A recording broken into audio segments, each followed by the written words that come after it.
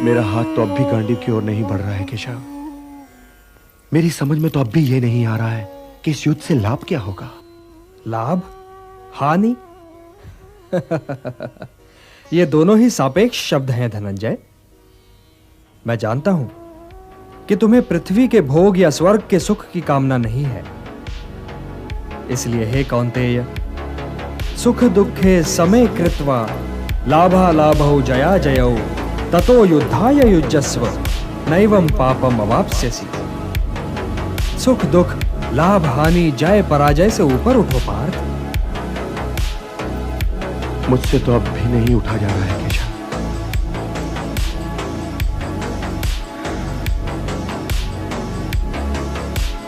अब तक मैं तुम्हें ज्ञान और विवेक की दृष्टि से समझा रहा था पार्थ, जो जीवन के आर पार देख सकती है और सत्य की गहराई में झांककर उसकी अंतरात्मा का स्वर समझ लेती है।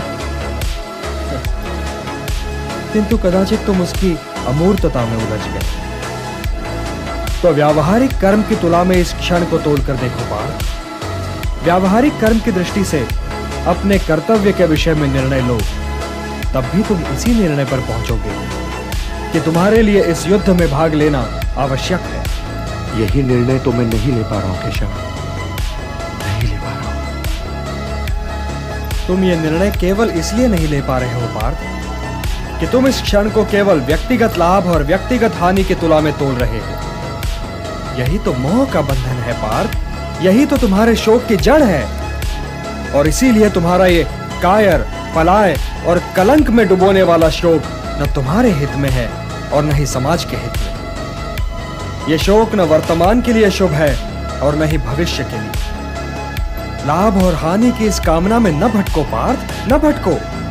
केवल कर्म करो, कर्म। कर्म तो अपने आप ही में पुण्य है, पवित्र है और समाज के लिए कल्याणकारी भी है। कर्म तो स्वयं ही अपना फल भी है पार्थ। परंतु यदि तुम समाज कल्याण के कार्य में स्वयं अपना हित मिला लोगे तो तुम्हारा वो कर्म अशुद्ध और अशुभ हो जाएगा। इसलिए हे पार्थ, निष्काम कर्म के मार्ग पर चलो, क्योंकि कर्म फल तो तुम्हारे वश में है ही नहीं। इसलिए केवल कर्म करो और कर्म फल की इच्छा न करो। कर्मण्येवाधिकारस्ते मा फलेषु कदाचन मा कर्म फल हेतुर्भूः माते संगोस्त्वा कर्मणि। किंतु निष्काम कर्म कैसे संभव है वासुदेव?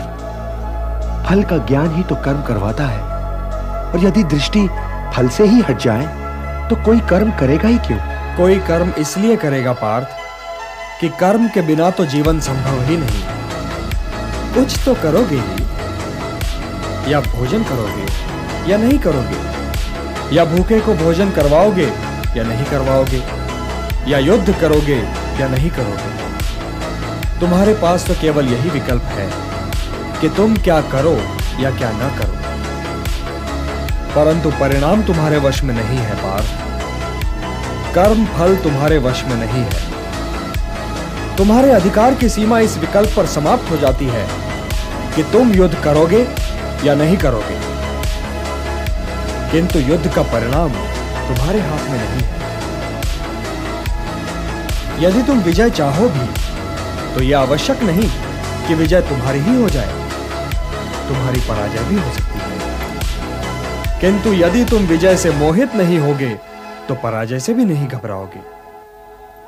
यदि तुम ये सोचो पार्थ कि चाहे विजय हो चाहे पराजय, किंतु तुम तो केवल इसलिए युद्ध कर रहे हो कि युद्ध करना तुम्हारा कर्तव्य है, तो विजय के सुख या पराजय के दुख का प्रश्न ही नहीं उठता।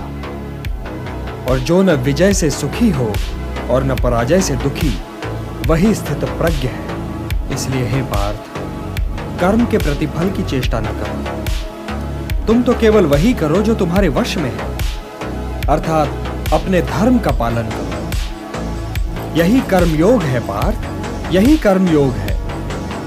इस रहस्य को समझो पार्थ कि तुम्हारे पास तो केवल करने या ना करने का विकल्प है, किंतु कर्म के अंत पर मनुष्य के अधिकारों की सीमा समाप्त हो जाती है। कर्म का परिणाम मनुष्य के वश में नहीं है। तुम सर्वश्रेष्ठ धनुर्धर हो, परंतु यदि तुम्हारा आखेट तनिक भी इधर से उधर हो जाए तो तुम चूक जाओगे। तुम्हारा अधिकार तुम्हारे वाण संधान पर है, तुम्हारा अधिकार तुम्हारी दृष्टि पर है, परंतु उस मृग पर तुम्हारा कोई अधिकार नहीं जिसकी ओर तुम वाण चला रहे हो। हे धनंजय, सत्पुरुष कभी अपने अधिकारों की सीमा का उल्लंघन नहीं करते। अर्थात अपने कर्म में स्थिर रहो पार्थ, स्थिर रहो, क्योंकि कर्म की कुशलता का ही नाम योग है। और योग क्या है केशव? योग क्या है? वही तो बता रहा था पार्थ। योग कर्म का कौशल है, मोह का त्याग कर्म का कौशल है, मोह से मुक्त होकर अपने कर्तव्य का पालन करना कर्म का कौशल है, सफलता और असफलता दोनों ही में समान रहना कर्म का कौशल है। बुद्धि युक्तो जहातीह उभे सुकृत दुष्कृते तस्मात् योगाय युज्यस्व योगः कर्मसु कौशलम। हे केशव, किंतु मैं मुनि या स्थित प्रज्ञ को पहचानूंगा कैसे? उसकी पहचान क्या है? वो उठता बैठता कैसे है? उसकी बोलने की शैली कैसी है केशव? उसे पहचानने में तो कोई कठिनाई ही नहीं है पार्थ। प्रजहाति यदा कामान सर्वान् पार्थ मनोगतान् आत्मन्येवात्मना तुष्टः स्थितप्रज्ञस्तदोच्यते।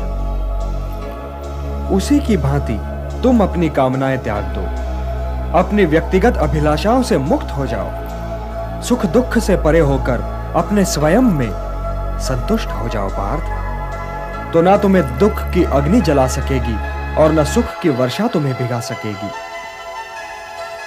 हे पार्थ, स्थित प्रज्ञ वो मुनि है जो सुख और दुख दोनों ही में समान भाव रखता है और कोई उसका यह संतुलन तोड़ भी नहीं सकता।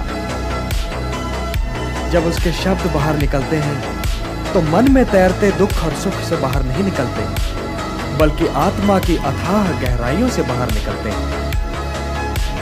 वो मोह की भाषा नहीं बोलता, वो निष्काम कर्म की भाषा बोलता है। वो जब बैठता है तो कछुए की भांति अपने भीतर सिमट कर बैठता है और अपने स्वयं ही को दुर्ग बना लेता है, अर्थात उसकी इंद्रियां उसके वश में होती है। और अपनी इंद्रियों को केवल वही अपने वश में कर सकता है जिसका अपना मन अपने वश में हो। हे पार्थ, ध्यायतो विषयान् पुंसः संगस्तेषु उपजायते संगात् संजायते कामः कामात् क्रोधो विजायते।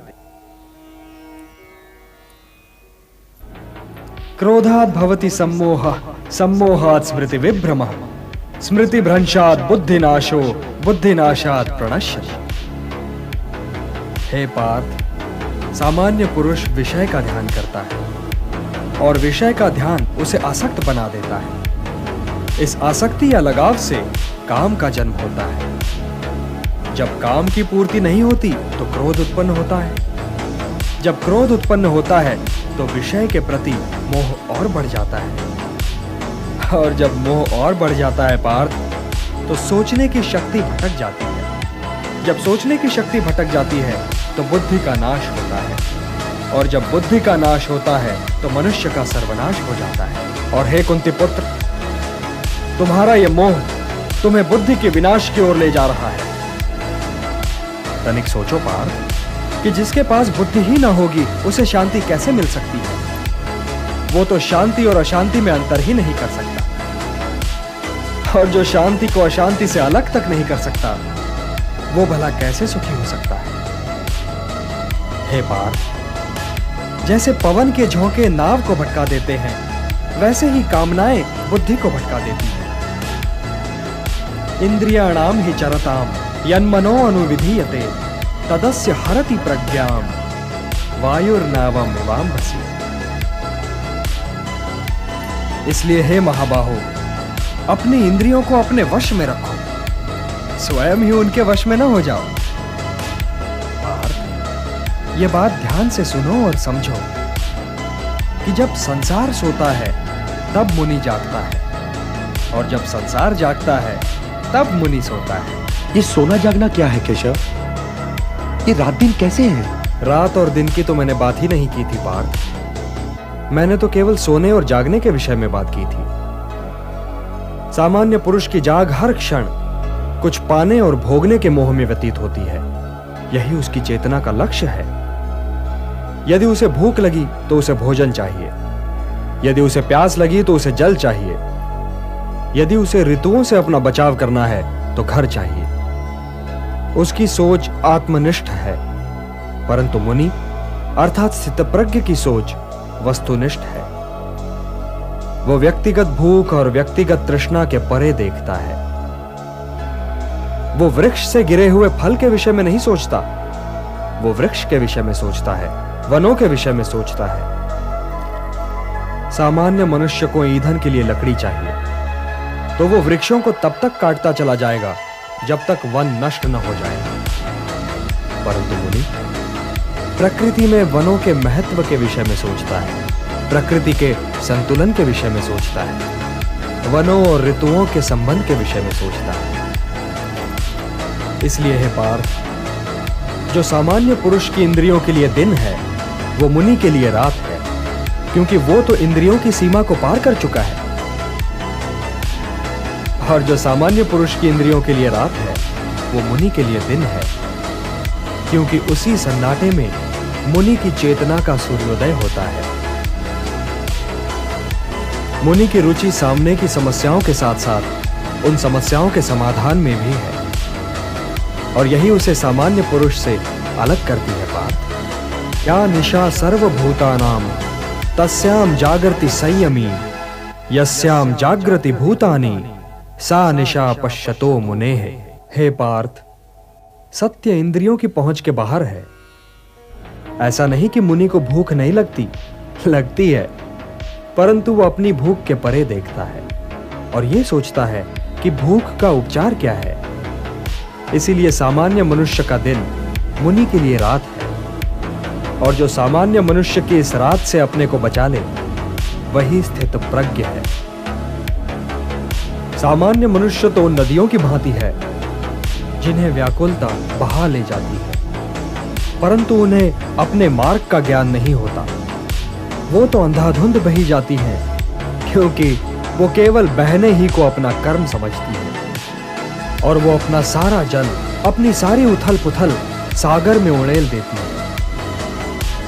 किंतु सागर फिर भी अपने तटों की मर्यादा का उल्लंघन नहीं करता।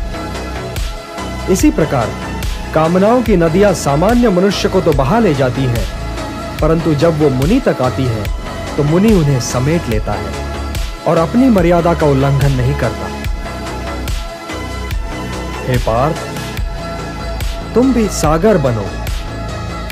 सागर मुनि है, सागर ज्ञानी है। तुम भी ज्ञानी बनो पार्थ, क्योंकि ज्ञान ही उत्तम है।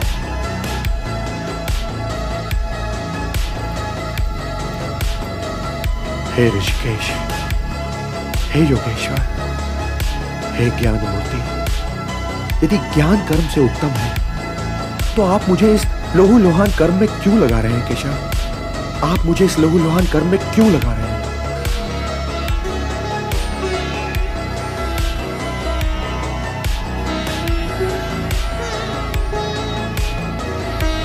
हे केशव, आपने तो मुझे उलझा दिया। यदि ज्ञान कर्म से उत्तम है तो फिर मैं ये भयानक कर्म करूं क्यों? क्यों युद्ध करूं केशव? क्यों न मुनि बनकर मौन समाधि में चला जाऊं?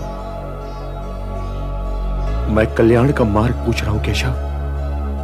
कृपया मुझे मार्ग दिखलाइए केशव, मुझे मार्ग दिखलाइए। लोकेस्मिन् द्विविधा निष्ठा पुरा प्रोक्ता मया नघ, ज्ञान योगेन सांख्यानाम कर्म योगेन योगिनाम। हे निष्पाप अर्जुन, संसार में दो प्रकार के लोग होते हैं, अंतर्मुखी और बहिर्मुखी। जो अंतर्मुखी होते हैं वे स्वयं के भीतर जाकर ईश्वर को देखते हैं, यही ज्ञान योग है। और जो बहिर्मुखी होते हैं वे स्वयं से बाहर निकलकर उसे प्राप्त करने का प्रयत्न करते हैं, किंतु कर्म से छुटकारा नहीं, क्योंकि स्वयं के भीतर जाकर उसे खोजना भी तो कर्म ही है। हे कुंती पुत्र, मार्ग तो यही दो है, एक ज्ञान योग का और दूसरा कर्म योग का। हे केशव, तो फिर मैं ज्ञान योग के ही मार्ग पर क्यों न चलूं? किंतु हे पार्थ, ज्ञान योग भी कर्म के त्यागने का मार्ग नहीं है, सिद्धि का मार्ग नहीं है, क्योंकि कर्म के बिना तो जीवन संभव ही नहीं। आंखें हैं तो वे अवश्य देखेंगी, पलकें हैं तो वे अवश्य झपकेंगी, कान हैं तो वे अवश्य सुनेंगे। जो कर्मेंद्रियों के आड़े आए, जो उन्हें बलपूर्वक रोककर उनका दमन करके विषयों का चिंतन करे, वो योगी नहीं, वो ज्ञानी नहीं, वो तो मिथ्याचारी है। सिद्ध पुरुष इंद्रियों को अपने वश में करता है, उनका दमन नहीं करता पार्थ। वो आंखें बंद करके नहीं जीता। कर्म बिना तो शरीर की यात्रा संभव ही नहीं। व्यक्ति सांस तो लेगा ही ना पार्थ। यदि वातावरण में कोई सुगंध या दुर्गंध है तो वो उसका अनुभव करने के लिए भी विवश है। यदि उसके आसपास कोई नाद है, कोई ध्वनि है, कोई कोलाहल है, तो उसे सुनने के लिए उसके कर्ण उसके आदेश की प्रतीक्षा तो नहीं करेंगे ना। इसलिए जो अपने इंद्रियों को नियंत्रित रखे, जो उन पर अपनी चेतना का अंकुश लगाकर उन्हें कर्मोन्मुख करे, उन्हें कर्म की दिशा दिखाए, वही श्रेष्ठ है। वो अपने विकल्पों को समझता है पार्थ और अपनी संकल्प शक्ति का प्रयोग करता है। और हे पार्थ, अपने नियत कर्म करना कुछ न करने से अच्छा है। अब ये भी ठीक है पार्थ कि आंखें देखती हैं, किंतु वे क्या देखें और क्या न देखें, इसका निर्णय तो ज्ञानी स्वयं ही लेता है। वो आंखों को देखने की, कर्णों को सुनने की और पांवों को चलने की खुली छूट नहीं देता। विकल्प के इसी मोड़ पर ज्ञानी और अज्ञानी के अंतर का भेद खुलता है पार्थ। इसलिए कर्म तो आवश्यक है, क्योंकि उसके बिना तो शरीर का निर्वाह संभव ही नहीं। किंतु हे पार्थ, ज्ञानी पुरुष की भांति कर्म करो, ज्ञानी पुरुष की भांति। नियतम कुरु कर्मत्वम कर्म ज्यायो यः कर्मणः शरीर यात्रा पिचते न प्रसिद्धेत अकर्मणः। यज्ञार्थात् कर्मणोन्यत्र लोकोयम कर्म बंधनः तदर्थम कर्म कौन्तेय मुक्त संगः समाचर। हे कौन्तेय, कर्म ऐसे करो जैसे यज्ञ किया जाता है, क्योंकि कर्म ही यज्ञ है और इसका स्रोत स्वयं अविनाशी ब्रह्मा है। इसलिए कर्म का मार्ग सीधा ब्रह्मा तक जाता है। और इसीलिए जो व्यक्ति सृष्टि चक्र चलाने में योगदान नहीं करता, उसका जीवन मूल्यहीन हो जाता है। तुम इस मूल्यहीनता की ओर न जाओ पार्थ, तुम इस मूल्यहीनता की ओर न जाओ। जो व्यक्ति केवल अपनी समस्याओं के विषय में सोचता है, वो तो पापी है। इसलिए तुम इस मोह जाल से निकलकर अपने कर्तव्यों को पहचानो पार्थ और उनका पालन करो। हे पार्थ, कर्म फल की इच्छा ही मार्ग में बाधा है। कर्म फल की इच्छा ही तो व्यक्ति के गले में बंधा हुआ वो पत्थर है जो उसे स्वयं की तहों से ऊपर उठने ही नहीं देता। यही तो व्यक्ति को समाज से काट देता है और उसे व्यक्तिगत लाभ और व्यक्तिगत हानि की दलदल में ढकेल देता है। समाज तुम में नहीं है पार्थ, तुम समाज में हो। इसलिए लोक संग्रह और लोक कल्याण ही को अपना परम कर्तव्य मानो, क्योंकि जो समाज के लिए कल्याणकारी होगा वही तुम्हारे लिए भी कल्याणकारी होगा। जो कर्म लोक संग्रह के लिए होगा पार्थ, उसी के द्वारा तुम्हें सिद्धि प्राप्त होगी। व्यक्तिगत लाभ से तो पाप की गली निकलती है, क्योंकि वो तो स्वार्थ सिद्धि के लिए व्यक्ति को भटका देता है।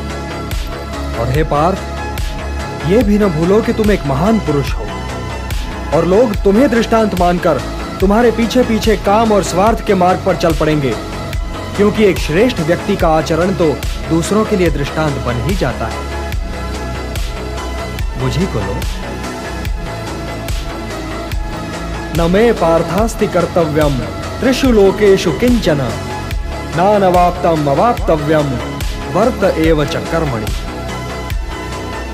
त्रिलोक में मेरे लिए कुछ करना आवश्यक नहीं पार्थ, और त्रिलोक में ऐसा भी कुछ नहीं जिसे मैं प्राप्त करना चाहूं और प्राप्त ना कर सकूं। फिर भी मैं तुम्हारे सामने हूं। कर्म कर रहा हूं पार्थ, कर्म कर रहा हूं। यह दिखला रहा हूं, यह सिद्ध कर रहा हूं कि निष्काम कर्म के मार्ग पर चलते हुए जीवन व्यतीत करना संभव है। सक्ताः कर्मण्य विद्वांसो यथा कुर्वन्ति भारत, कुर्यात विद्वान तथा सक्तः चिकीर्षुर्लोक संग्रहम्। हे भारत, कर्म तो अज्ञानी भी करते हैं, परंतु केवल अपने निहित स्वार्थ की दृष्टि से। ज्ञानी का कर्म तो निस्वार्थ होता है, संसार के संतुलन को स्थिर बनाए रखने के लिए होता है, लोक कल्याण के लिए होता है। इसलिए हे पार्थ, अपने मन पर कोई बोझ न लो, अपना कर्म मुझे अर्पण कर दो और यह धर्म युद्ध करो। कर्तव्य पालन के मार्ग पर तो मृत्यु भी कल्याणकारी हो जाती है। यदि पितामह, गुरुजनों और सगे संबंधियों का तुम्हें वध भी करना पड़े, तब भी तुम्हें पाप नहीं लगेगा, क्योंकि कर्तव्य पालन पाप रहित होता है पार्थ। कर्तव्य पालन पाप रहित होता है। यदि वे वीर गति को प्राप्त हुए तो उनकी मृत्यु कल्याणकारी हो जाएगी, और यदि तुम वीर गति को प्राप्त हुए तो तुम्हारी मृत्यु भी। इसलिए हे पार्थ, युद्ध करो, क्योंकि धर्म का मार्ग पाप का मार्ग नहीं हो सकता। पाप की बात निकल आई है तो ये बताइए केशव कि कभी कभी मनुष्य पाप करने के लिए इतना विवश क्यों हो जाता है? उसे कौन विवश करता है? उसे विवश करती है उसकी वासना, उसे विवश करता है उसका निहित स्वार्थ, उससे पाप करवाता है उसका क्रोध, उसका मोह। इन शत्रुओं को पहचानो पार्थ। जैसे धुआं अग्नि को ढक देता है, या धूल दर्पण को, या झिल्ली गर्भ को, वैसे ही ज्ञान को ढक देते हैं काम, मोह और वासना। आवृतम ज्ञानमेतेन ज्ञानिनो नित्य वैरिणा, काम रूपेण कौन्तेय दुष्पूरेण नलेन च।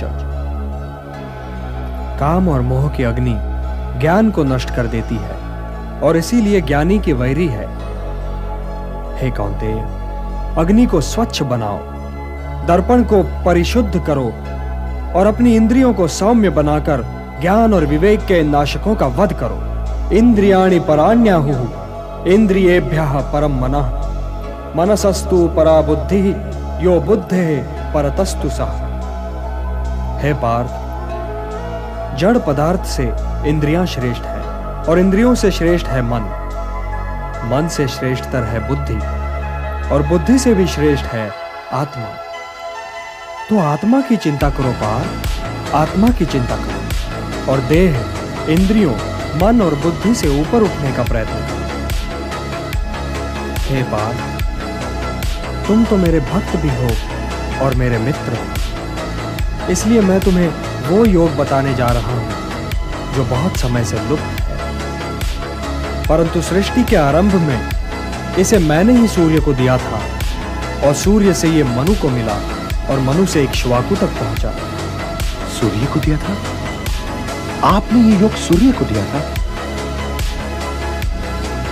परंतु हे केशव, आपने आधुनिक काल में जन्म लिया है, और सूर्य देव प्राचीन है, तो मैं ये कैसे मान लूं कि सृष्टि के आरंभ में ही आपने ये योग सूर्यदेव को दिया होगा?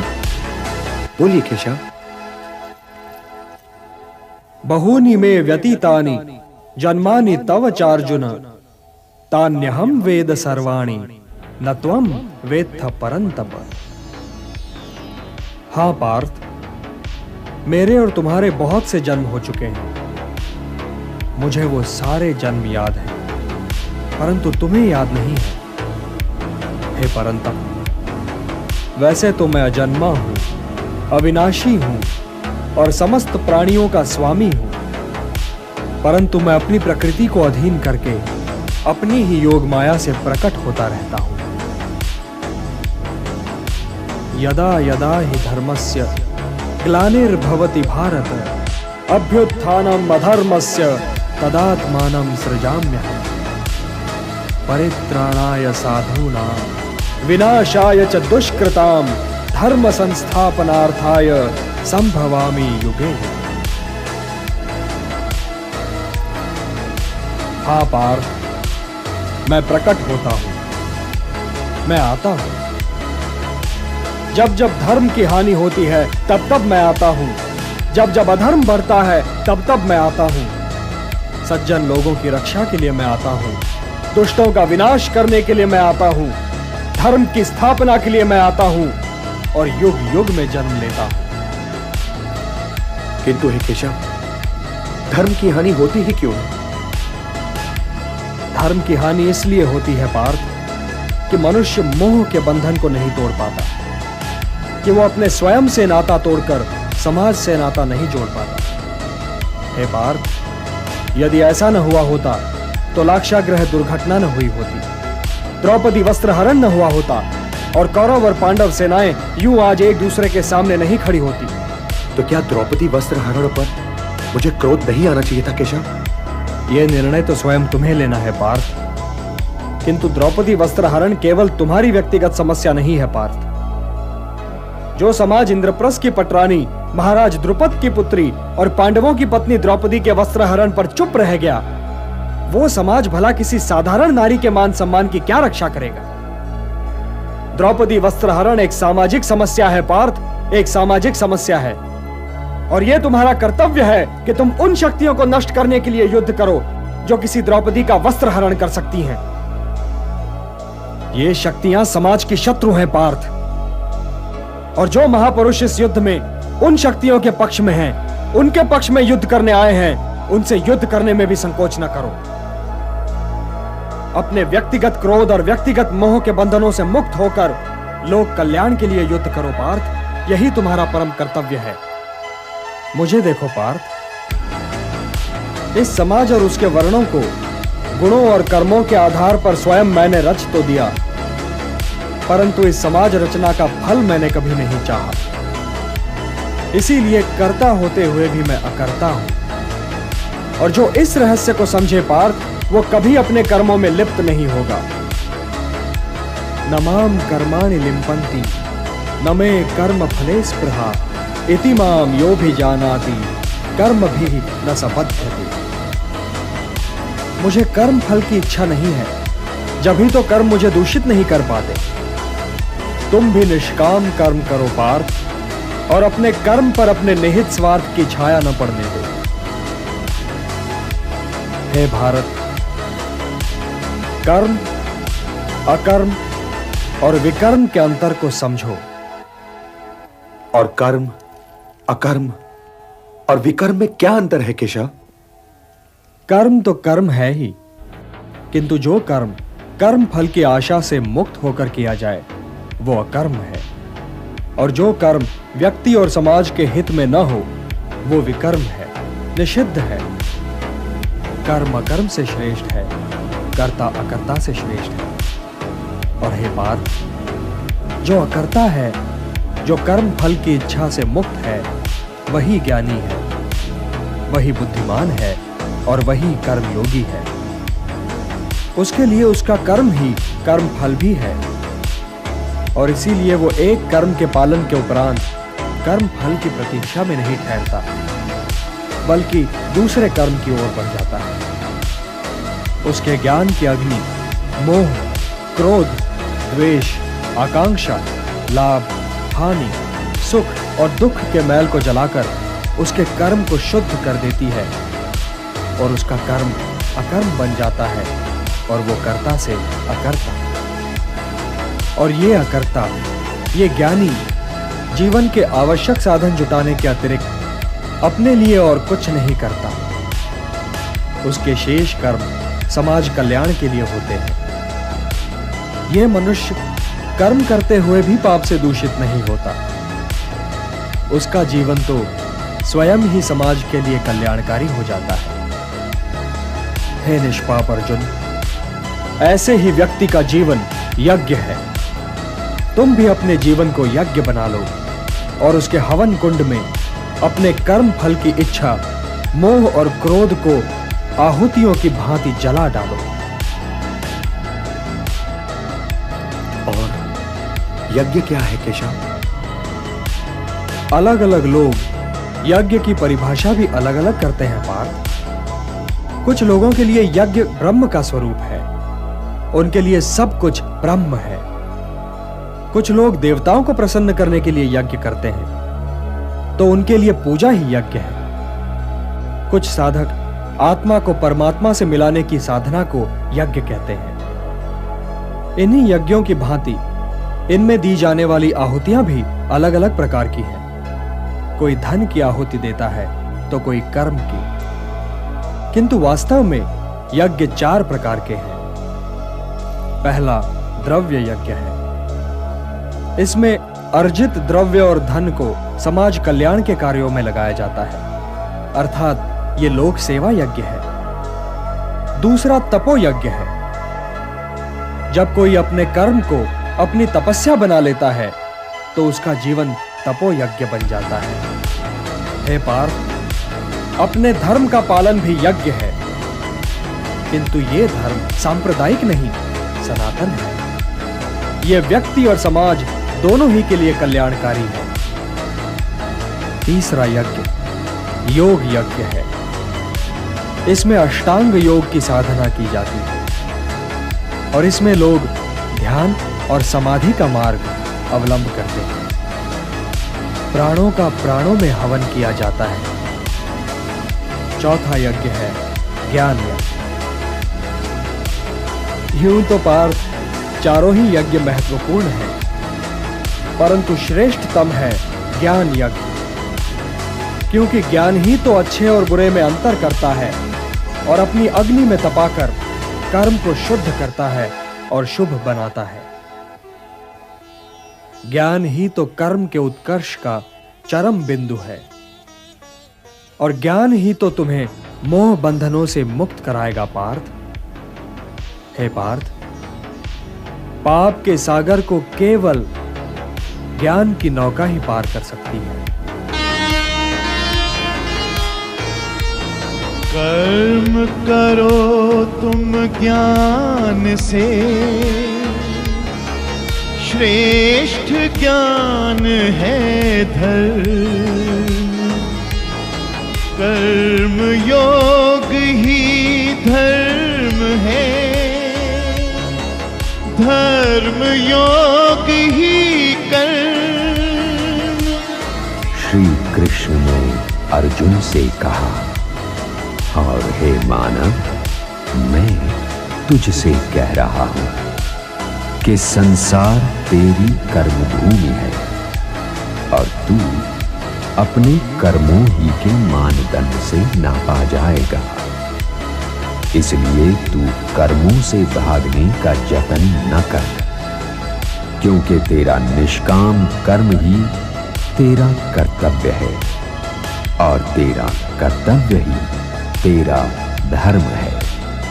किंतु यदि तेरा कर्म केवल तेरे हित के लिए है तो वो कर्म पाप की ओर जाने वाला मार्ग है।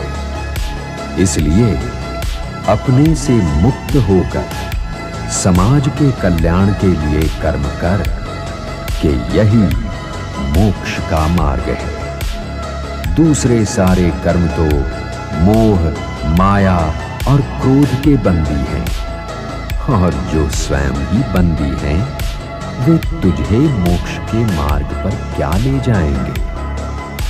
यदि समाज सुखी नहीं तो व्यक्ति भी सुखी नहीं रह सकता। यदि समाज की आंखों में आंसू हैं तो समझ ले कि तेरी आंखें भी सूखी नहीं रह सकती। यदि वृक्ष कट जाएंगे तो तुझे फल भी नहीं मिल सकता, क्योंकि फल देना और छाया देना तो वृक्ष का कर्म है। तू समाज का एक भाग है। अपने को भाग समझ, स्वामी न समझ। इसी में तेरा कल्याण है और ये ज्ञान श्रेष्ठ है। और जिसे ये ज्ञान है उसका जीवन ही यज्ञ है। अपि चेदसि पापेभ्यः सर्वेभ्यः पापकृत्तमः सर्वं ज्ञानप्लवेनैव वृजनं संतरिष्यसि। तो तुम भी ज्ञान की नौका में बैठकर पाप के सागर को पार कर पाओ। ये समझ लो पार्थ कि जैसे अग्नि सब कुछ जलाकर भस्म कर देती है, वैसे ही ज्ञान की अग्नि कर्म फल की इच्छा, फल की प्राप्ति न होने पर आने वाले क्रोध और उस क्रोध के सहारे आगे बढ़ने वाले मोह को जलाकर भस्म कर देती है। हे पार्थ, इस मंत्र को सदैव याद रखो कि संसार में ज्ञान के समान पवित्र करने वाली न ही कोई वस्तु है और ना ही कोई तत्व। ज्ञान ही सर्वोत्तम है। अज्ञश्च अश्रद्धानश्च संशयात्मा विनश्यति, नायम लोकोस्ति न परः न सुखम संशयात्मना। जो अज्ञानी है, जिनमें श्रद्धा भाव नहीं है, जो बात बात पर शंका करते हैं, संशय युक्त हैं, वे तो नष्ट हो ही जाते हैं और उन्हें ना इस लोक में सुख मिलता है और ना ही परलोक में। इसलिए हे भारत, संशय को त्यागो और तुम्हारे भीतर जो मुनि बैठा है उसे जगाओ। ज्ञान योगी बनो पार्थ, ज्ञान योगी बनो और समझ लो कि ज्ञान की चरम सीमा ही कर्म संन्यास है। आप कर्म संन्यास और कर्म योग दोनों ही की प्रशंसा कैसे कर सकते हैं केशव? ये दोनों एक दूसरे को काटते नहीं बंधु, और कल्याणकारी तो ये दोनों ही हैं, किंतु इन दोनों में श्रेष्ठ है कर्म योग। वो क्यों और वो कैसे? जो द्वेष और आकांक्षा से ऊपर उठकर कर्म करता है वो तो नित्य सन्यासी है ही, और वो द्वंद्वों से रहित होकर सांसारिक बंधनों से मुक्त हो जाता है। इसलिए जो कर्म संन्यास को कर्म योग से अलग समझता है वो तो मूर्ख है ही। ज्ञानी ऐसा कभी नहीं समझते। कर्म त्याग तो वास्तव में निहित स्वार्थ के त्याग का नाम है पार्थ। इसलिए कर्म योग के बिना कर्म संन्यास की प्राप्ति हो ही नहीं सकती। कर्मयोगी को तत्वों का ज्ञान होता है और उसका देखना न देखना, सुनना न सुनना, चखना न चखना, जागना न जागना, लेना न लेना, छोड़ना न छोड़ना, और उसका हर कर्म लोक कल्याण के लिए होता है। और इसीलिए वो पाप से बिल्कुल वैसे ही अलग रहता है जैसे कमल जल में रहकर भी जल से अलग रहता है। ब्रह्मण्याधाय कर्माणि संगम त्यक्त्वा करोति यः, लिप्यते न स पापेन पद्मपत्रम इवाम्भसि।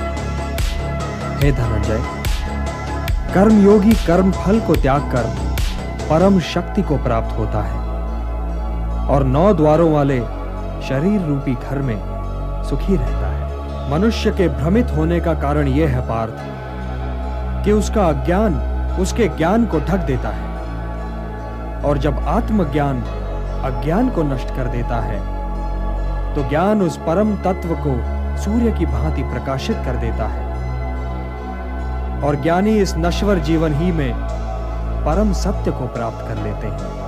उन्हें जन्म पर जन्म नहीं लेना पड़ता, वो इसी नश्वर जीवन में मोक्ष को प्राप्त कर लेते हैं। तो हे पार्थ, ये नश्वर जीवन बहुत ही महत्वपूर्ण है, क्योंकि इसके उपरांत तुम्हारा आत्मा तो अवश्य होगा किंतु तुम नहीं होगे।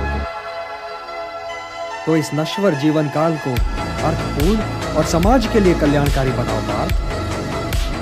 ज्ञान प्रकाश है, तो इस प्रकाश को प्राप्त करो, और यदि तुमने ऐसा कर लिया तो इन भ्रमों में भटकने से बच जाओगे जिनमें आज भटक रहे हो, और यदि भटकने से बच जाओगे पार्थ तो तुम्हें शांति मिलेगी। हे धनंजय, शांति का सीधा मार्ग मैं हूं। जो मुझे हर यज्ञ का लक्ष्य, हर लोक का स्वामी और हर प्राणी का हितैषी मानते हैं, वही शांति पाते हैं। यदि तुम मुझे अपना हितैषी समझते हो पार्थ, तो मेरा कहा मानो और युद्ध करो, क्योंकि ये युद्ध किए बिना तुम्हें शांति नहीं मिल सकती। अपने धर्म से भागने का मार्ग शांति की प्राप्ति का मार्ग नहीं है पार्थ। ये युद्ध तुम्हारा धर्म है, तो अपने इस धर्म का पालन करो पार्थ, और उसके परिणाम के विषय में न सोचो। कौन मरेगा या कौन जिएगा यह तुम्हारी समस्या नहीं है। हे पांडव, लोग जिसे सन्यास कहते हैं उसे तुम योग मानो, और संशय, द्वेष और आकांक्षा से मुक्त होकर युद्ध करो, क्योंकि इन्हें त्यागे बिना तो कोई योगी हो ही नहीं सकता। उद्धरेत आत्मना आत्मानं न आत्मानं अवसादयेत आत्मैव ह्यात्मनो बंधुः आत्मैव रिपुरात्मना। मनुष्य का यह कर्तव्य है कि वो अपना पतन न होने दे और स्वयं ही अपना उद्धार करे। मनुष्य स्वयं ही अपना मित्र भी है और अपना शत्रु भी। जिसने अपने अहम, अपने मन और अपनी इंद्रियों को अपने वश में कर लिया हो, वो स्वयं ही अपना मित्र है, और जो इनके वश में हो गया पार्थ, वो स्वयं ही अपना शत्रु है। जो शीतकाल और ग्रीष्मकाल, सुख और दुख, मान और अपमान में शांत रहे और संतुलन रखे, वो जितेंद्रिय पुरुष सदैव परमात्मा में लीन रहता है। किंतु हे पार्थ, बहुत खाने वाले या बिल्कुल ही न खाने वाले, या अधिक सोने वाले या बिल्कुल ही न सोने वाले को ये योग सिद्ध नहीं होता।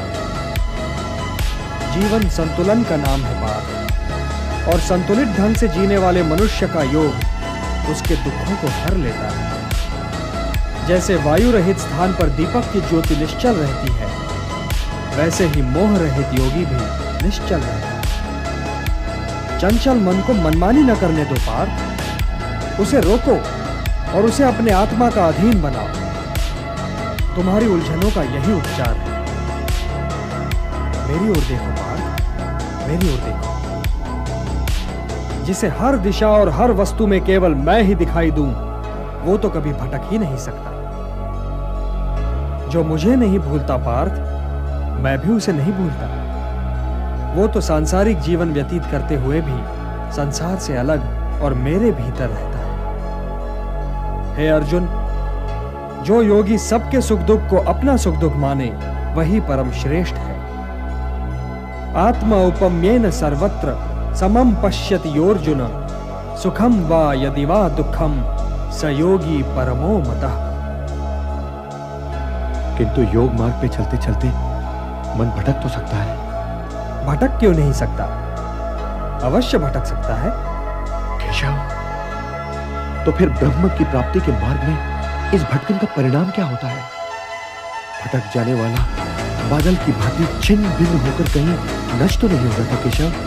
वो चाहे लोक हो चाहे परलोक, कल्याणकारी शुभ कार्य करने वालों की दुर्गति तो हो ही नहीं सकती। मुझ में मन लगाओ, मुझ पर निर्भर होकर योग करो, तुम्हें मेरा संशय रहित पूर्ण ज्ञान मिल जाएगा। हे धनंजय, सबसे बड़ा सत्य तो मैं ही हूं। मैं ही वो धागा हूं जिसमें ये सारी प्रकृति मणियों की भांति पिरोई हुई है। एक और जल में रस मैं हूं, सूर्य और चंद्रमा में प्रकाश मैं हूं, वेदों में ओमकार मैं हूं, आकाश में शब्द भी मैं ही हूं। मैं ही पृथ्वी में पवित्र सुगंध हूं, मैं ही अग्नि में तेज हूं, प्राणियों में जीवन शक्ति मैं हूं, तपस्वियों का तप मैं हूं। हे पार्थ, प्रारंभिक बीज मैं हूं,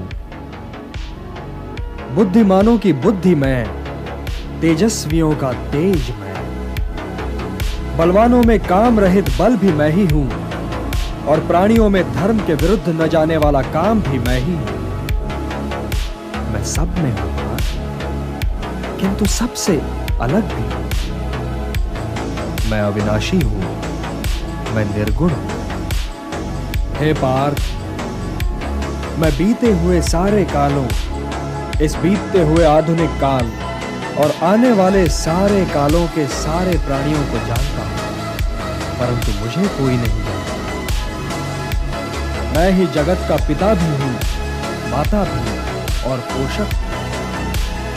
मैं ही ऋग्वेद हूं और मैं ही सामवेद। मैं ही स्वामी हूं और मैं ही शरण। मैं ही सृजन हूं और मैं ही विलोपन। मैं ही सबका आधार हूं पार्थ, मैं ही सब कुछ हूं, सब कुछ। ग्रीष्म भी मैं और वर्षा भी मैं हूं। और हे पार्थ, मैं ही संसार का अविनाशी बीज भी हूं। मैं सबका अति प्रिय मित्र हूं, किंतु सबके लिए एक जैसा हूं। न कोई मुझे प्रिय है और न ही अप्रिय, परंतु जो मुझे श्रद्धा से पूजते हैं मित्र, वे मुझ में हैं और मैं उनमें। समोहम सर्वभूतेषु न मे द्वेषोस्ति न प्रियः, ये भजन्ति तुमां भक्त्या मयि ते तेषु चाप्यहम्।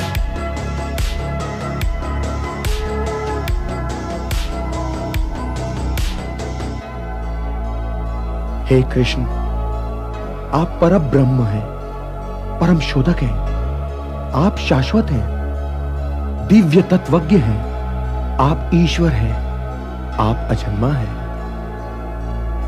हे गिरिधर, केवल आप ही को आपका ज्ञान है। तो हे योगेश्वर, हे ज्ञान मूर्ति, मैं आपको जानूं कैसे, आपको पहचानूं कैसे? कृपया विस्तार से मुझे बताइए, कृपया विस्तार से मुझे बताइए माधव। हे कुरुश्रेष्ठ, मेरे विस्तार का तो कोई अंत ही नहीं है। फिर भी सुनो, मैं प्राणियों के हृदय में स्थित आत्मा हूं। अहम आत्मा गुणाकेश सर्वभूताशय स्थितः, अहम आदिश्च मध्यं च भूतानां अंत एव च। हे गुणाकेश, मैं ही आरंभ भी हूं, मध्य भी और अंतिम का अंतिम छोर भी। मैं आदित्यों में विष्णु हूं, मरुतों में मरीचि, ज्योतियों में सूर्य और नक्षत्रों में चंद्र।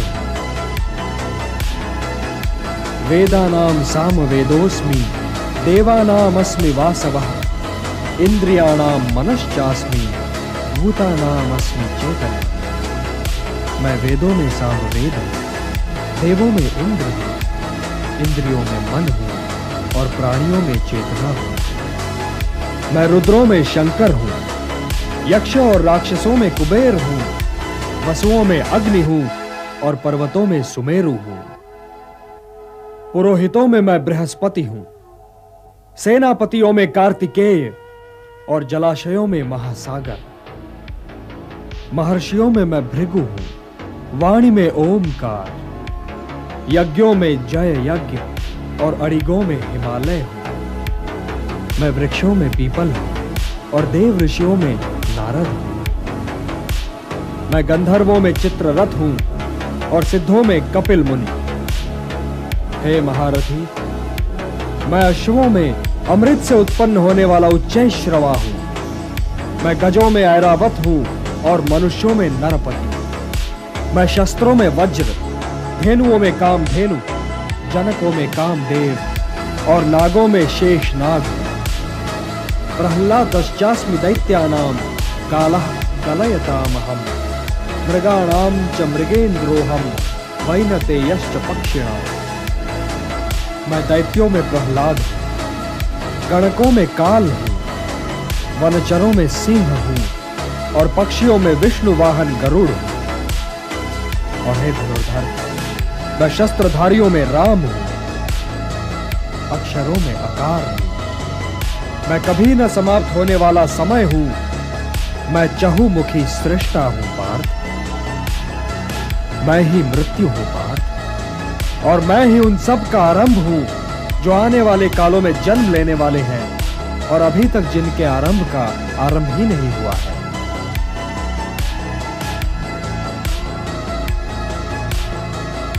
मृत्युः सर्वहरश्चाहम्, उद्भवश्च भविष्यताम्, कीर्तिः श्रीर्वाक्च नारीणां, स्मृतिर्मेधा धृतिक्षमा। मैं स्त्रियों में कीर्ति, श्रीवाक, स्मृति, मेधा, धृति और क्षमा हूं। मैं ऋतुओं में ऋतुराज हूं और तेजस्वियों का तेज हूं। मैं गुण हूं, मैं विजय हूं, मैं प्रयत्न हूं। मैं यादवों में वासुदेव हूं और पांडवों में अर्जुन। मैं मुनियों में व्यास हूं और कवियों में शुक्राचार्य। यच्चापि सर्वभूतानां बीजं तदहम अर्जुन, न तदस्ति विना यत् स्यात् मया भूतम चराचरम। मैं ही तो उत्पत्ति का बीज हूं पार्थ, वो चाहे चर हो चाहे अचर, मेरे बिन तो हो ही नहीं सकता। मैं प्राणों का प्राण और जीवन का जीव हूं।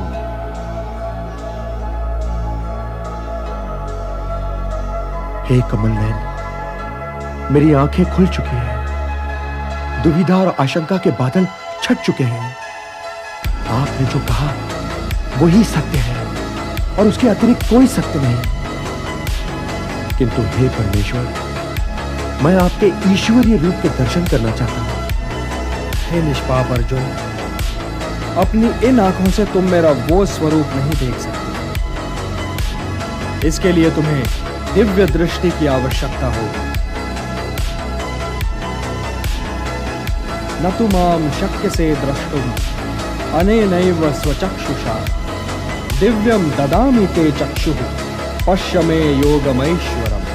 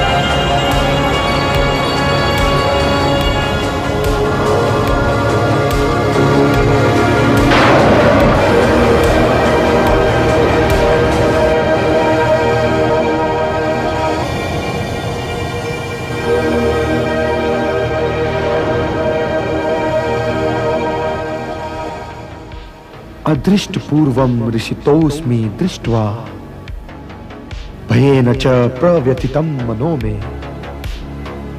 देव मे दर्शय देव रूपम प्रसीद देवेश जगन्निवास।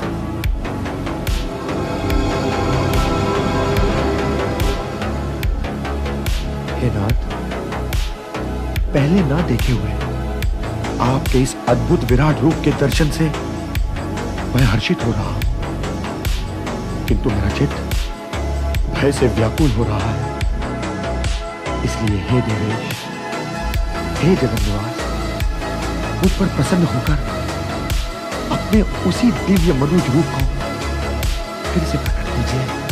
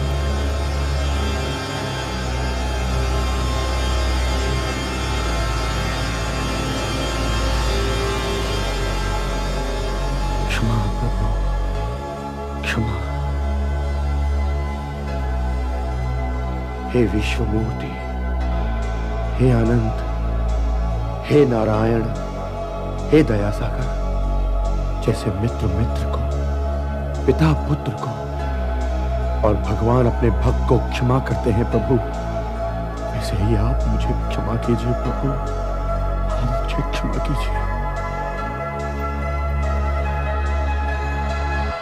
हे कुंती नंदन, मित्र और मित्र, पिता और पुत्र, भगवान और भक्त के बीच क्षमा का तो स्थान ही नहीं है।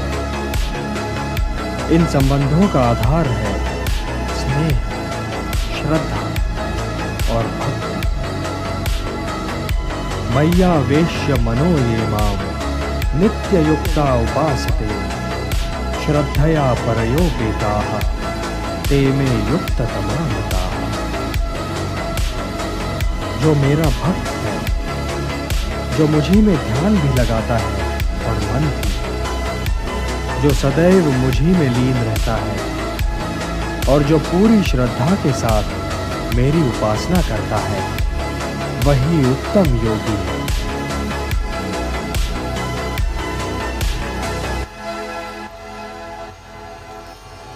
इसलिए हे पार्थ, मेरी भक्ति श्रेष्ठ है।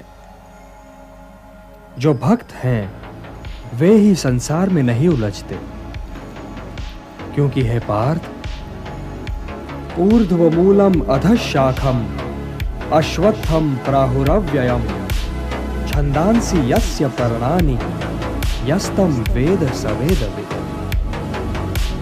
हे पार्थ, ये संसार तो मानो पीपल का वृक्ष है, जिसकी जड़ें ऊपर की ओर हैं और शाखाएं नीचे की ओर।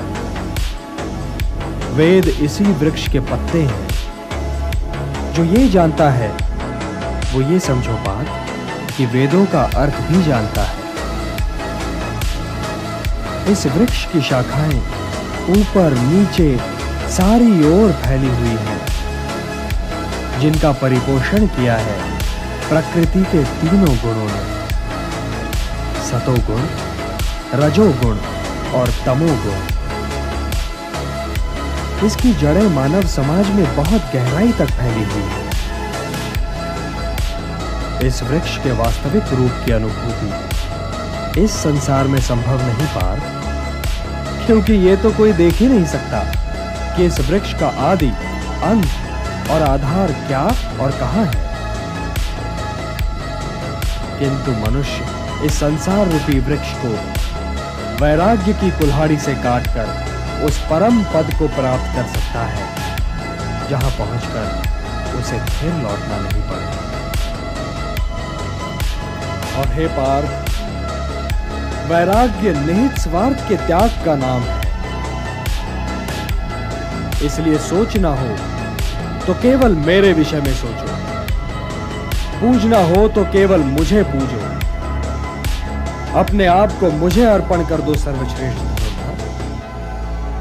मेरी शरण में आ जाओ, मैं तुम्हें पाप रहित कर दूंगा।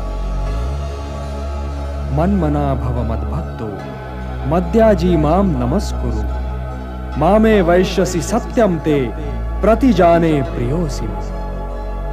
सर्वधर्मान् परित्यज्य मामेकं शरणं व्रज, अहम त्वा सर्व पापेभ्यो मोक्षयिष्यामि मा शुचः।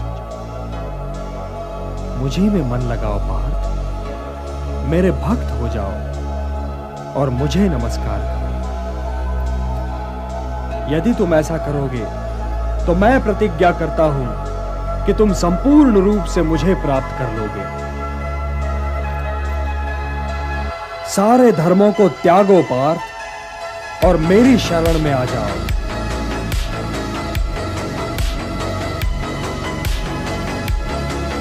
मैं तुम्हें सारे पापों से मुक्त कर दूंगा। इसलिए शोक न करो धनंजय, शोक न करो। हे प्रिय, हे भक्त, मैं ही कर्म, योग, भक्ति और ज्ञान का चरम बिंदु और परम लक्ष्य हूं। इसलिए योगी की भांति निष्काम कर्म करो। चिंता न करो पार्थ, चिंता न करो, मुझ में विश्वास रखो। हे महाबाहो, अपना गांडीव उठाओ और युद्ध करो।